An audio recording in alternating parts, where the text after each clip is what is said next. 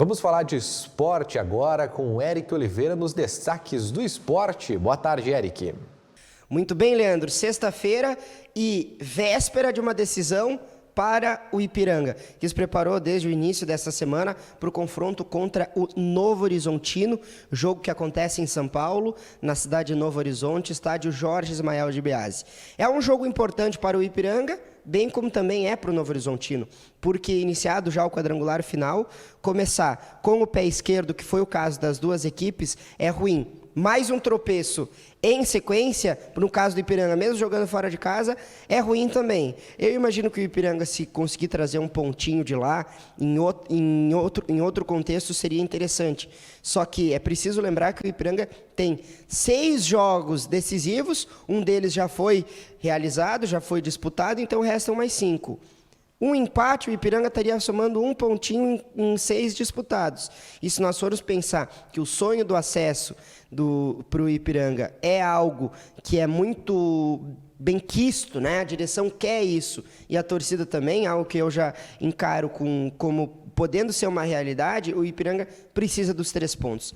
E para isso, vai precisar superar o Novo Horizontino, que vem de um resultado indigesto contra o Manaus, tomou uma sapatada, tomou 5-0 do time do Manaus. Então, não vai ser fácil, vai ser um enfrentamento muito difícil. O jogo em que o Ipiranga foi jogar lá, perdeu por 1-0, uma jogada de bola parada.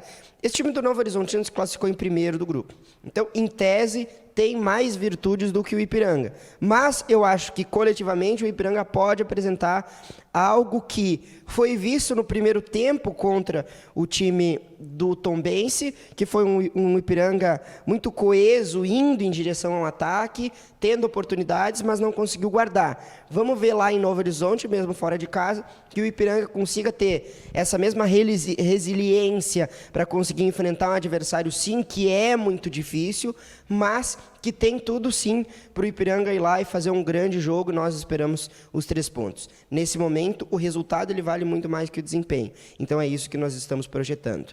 Dupla Grenal. O Atlântico, né, que encerrou a sua fase classificatória do Gauchão, tem tudo para pegar o adversário mais fraco do outro lado, da chave B, se classificou na liderança absoluta da chave A e também da classificação geral da competição.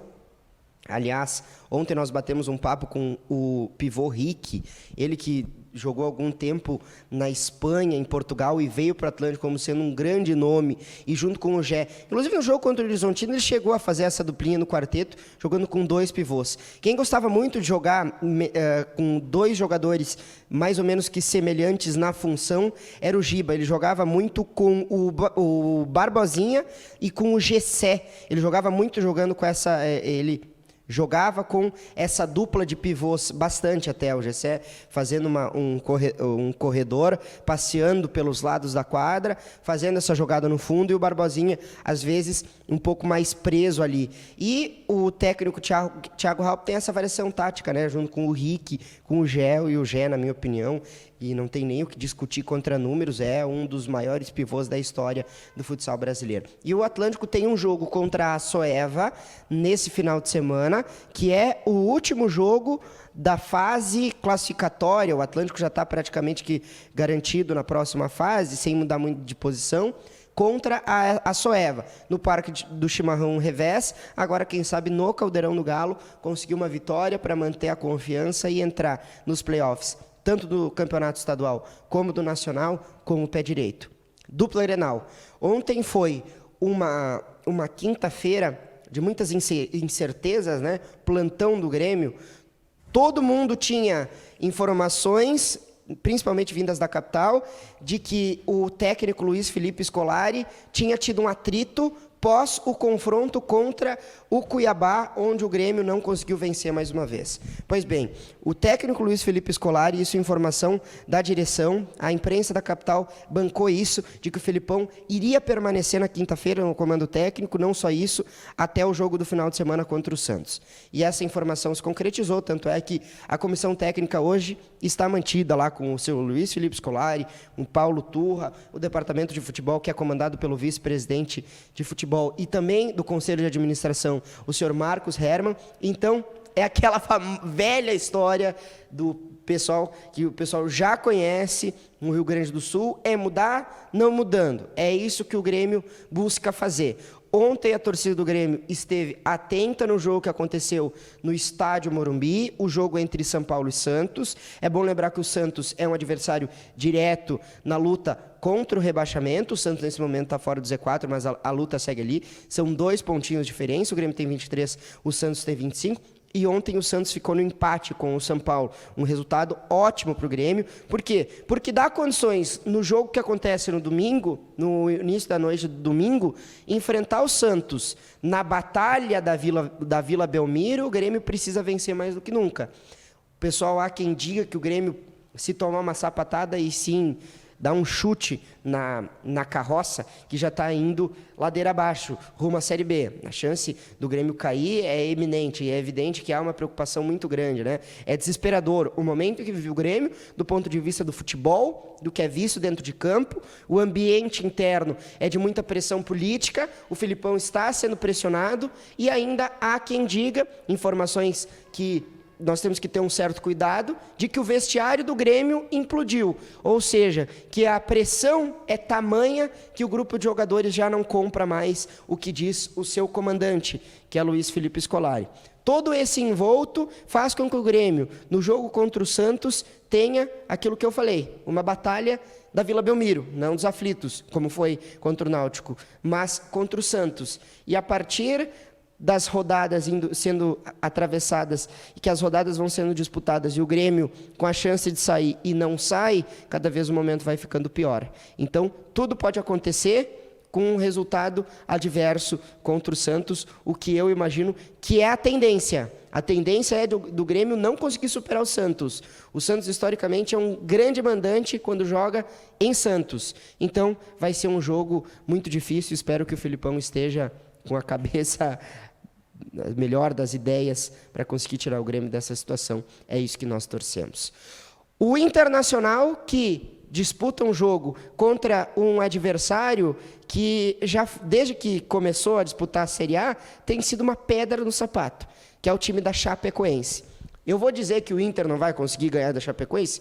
Claro que não. O Internacional joga, depois de 1 ano e meio, retorna ao Beira-Rio com a presença de público, 17 mil ingressos, e o Inter, nós temos informações de que o Internacional já vendeu a maior porcentagem desses ingressos, diferente do que tem acontecido com o Grêmio. É bem provável que dentro de um limite, né, dentro de um percentual que está à disposição à venda dos ingressos, o Inter deve ter casa cheia para esse encontro entre Inter e a torcida. Não é certeza se o Inter vai ganhar, claro que não. A Chapecoense vem de um jogo muito bom contra o Atlético Mineiro, empate em 2-2 lá no Índio Condá, e vem até Porto Alegre para fazer um jogo contra o Inter, né? Meio que banho-maria. Chapecoense já está rebaixada para a Série B. Isso é só olhar a tabela de classificação, e pelo que fez no primeiro turno a Chapecoense, acho até que é merecido. Uma pena, eu gosto da Chapecoense, time campeão da Série B, e depois no ano seguinte consegue fazer um campeonato tão abaixo, né, como é o time da Chape. O Inter tinha um desfalque importante, que era o Edenilson, está junto com a seleção e deve permanecer, mas o Tyson, com sintomas gripais, fez os testes lá e detectado que ele não está com a Covid-19, ou seja, retorna aos trabalhos e deve estar à disposição, assumindo a sua vaga de titular absoluto do time do Diego Aguirre, o que é algo muito positivo, é um saldo bastante positivo, e o Inter então vai para um jogo buscando retornar o G6 aos 6 primeiros colocados, chegar, né, alcançar até o G6, os 6 primeiros colocados para ir na Copa Libertadores da América, na edição 2022, em vaga direta, né? O Internacional, que é uma vaga direta. Para encerrar só a seleção brasileira, que ontem venceu mais um jogo, o Tite, embora com dificuldades para jogar contra a Venezuela, com algumas modificações na sua forma de jogar, conseguiu mais uma vitória. 100% de aproveitamento, invicto ainda, e o Tite, por mais que a gente até tem que ser um pouco crítico no que diz respeito ao Tite, mas analisando friamente os números, e eu não estou dizendo que isso é o ideal, claro que a gente tem que olhar para o que a seleção tem apresentado, que para mim é pouco. É o caminho que nós temos que seguir até a Copa do Mundo, para mim é pouco.